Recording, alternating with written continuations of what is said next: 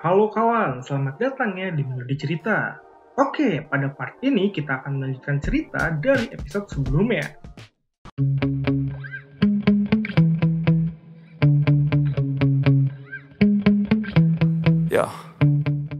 Setelah berhasil merekrut Xiaya, Luffy pun kembali ke rumahnya dan ternyata adiknya tidak ada di rumahnya.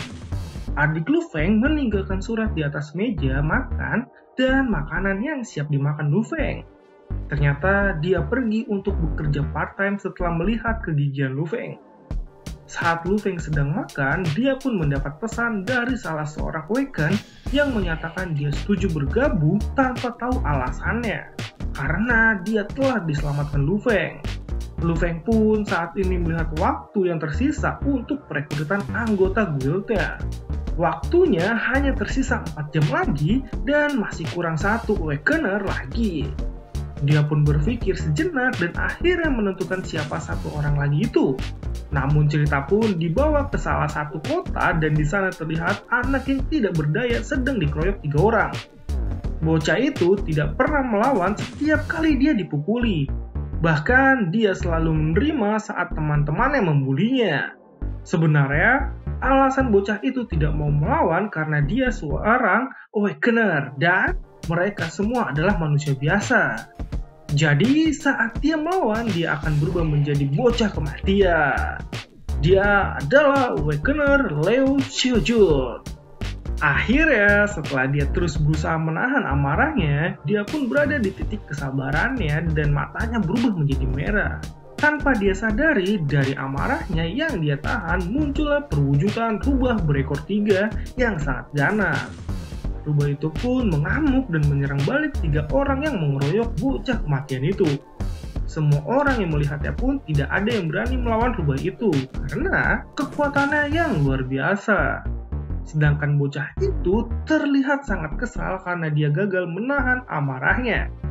Bahkan Awakener level 16 lain yang melihat itu pun tidak mau berurusan dengan rubah yang hilang kendali itu. Karena jika dia memaksa melawannya, dia pasti akan mati dengan mudah. Namun tanpa disangka rubah itu pun berhenti dan menengok ke arah belakang. Di sana terlihat Luffy sedang berdiri di atas lampu jalanan dengan tatapan dinginnya. Rubah itu pun langsung berbalik ke arah Luffy dan menyerangnya. Tapi ternyata rubah ekor 3 itu gagal menyentuh tubuh Luffy.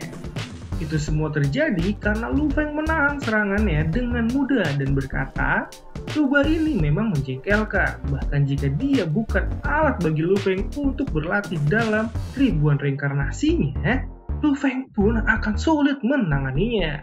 Karena semakin lama dihadapi, rubah itu akan semakin ganas. Akhirnya Luffy pun memancing rubah itu berlari ke arah Leo. Dan kali ini Luffy menggendong Leo untuk bertatapan langsung dengan rubah itu. Saat mereka berdua bertatapan, rubah itu pun dengan sekejap menghilang dan masuk ke mata Leo. Terlihat saat ini mata Leo pun kembali normal dan berkata, untung saja rubah itu masih mengenal dirinya. Namun bagi Luffy, Leo telah salah. Rubah itu tidaklah mengenal dirinya. Tapi rubah itu adalah sisi lain dari Awakener bocah bernama Leo itu.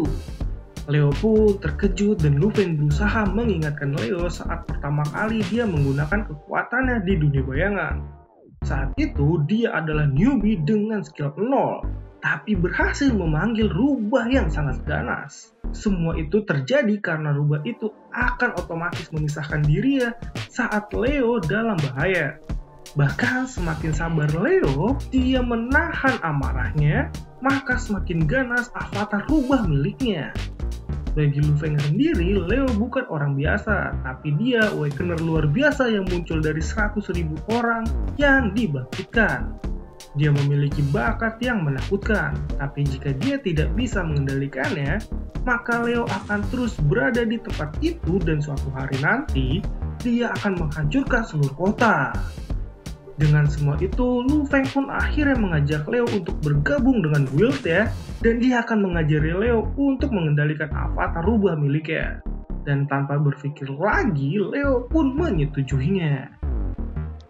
Dan kali ini hari pun berganti dan saat ini semua akan berkumpul tepat di depan Danger kelas D untuk masuk ke dunia bayangan.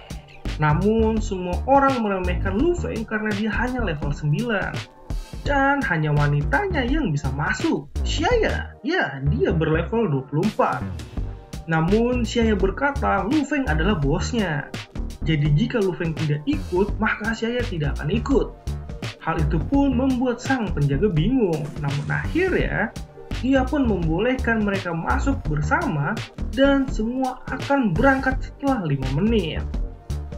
Saat semua dimulai, Xia pun bertanya bukankah ada bocah yang akan bergabung bersama mereka. Tapi sayangnya bocah kematian itu tidak bisa bergabung karena dia sedang belajar di dunia nyata. Xia pun bertanya kenapa dia membuat ke-7 rekannya masuk ke dalam guildnya. Lu Feng pun menjawab itu karena teleportasi paksa berikutnya akan menjadi bencana besar. Jadi hanya dengan masuk guild, mereka bisa masuk ke dunia bayangan yang sama dan menjamin hidup semuanya. Namun, Xia sedikit bingung kenapa sang bos Lu Feng berani menjamin melindungi 7 orang sekaligus. Padahal dia baru level 9. Namun dengan santainya, Lu Feng menjawab nanti Xia akan tahu sendiri. Dan akhirnya, satu persatu, Awakener itu pun masuki dunia bayangan dengan rasa bingung karena di dalamnya sangatlah dingin. Ya, tempat itu bersalju bernama Grey Icefield kelas D. Ternyata dunia bayangan ini termasuk level langka dan hanya sedikit informasi tentang ini. Cara melakukan pertualangan di sana adalah menemukan monster elit dan bunuh mereka dulu. Lihat, jika ada magic kristal yang bisa meledak, lalu serang bos dan pergi. Namun, salah satu Awakener wanita melihat kupu-kupu cantik di depannya. Tanpa sadar, dia pun memberikan jarinya untuk dihinggapi kupu-kupu itu.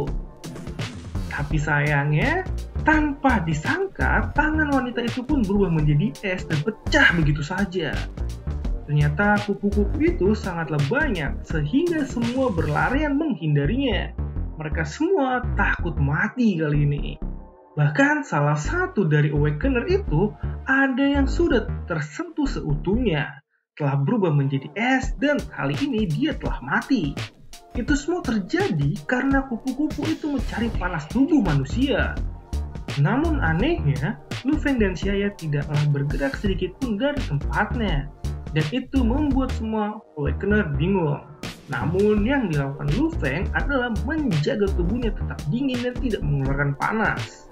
Bahkan kali ini Lu Feng memiliki pikiran untuk membuat Xia berlatih dengan kupu-kupu itu.